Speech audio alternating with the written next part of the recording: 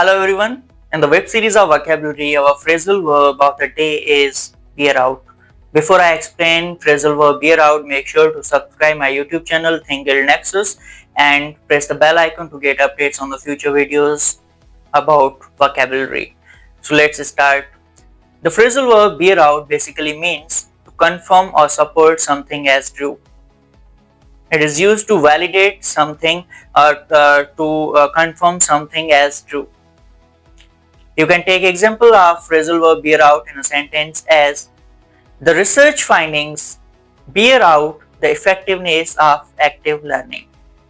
The research findings bear out the effectiveness of active learning.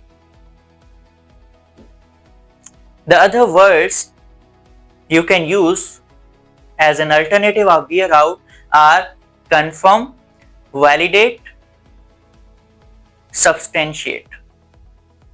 And if you talk about antonym words, you can use words like contradict, refute, disprove.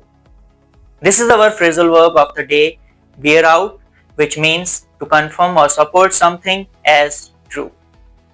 Thank you for watching.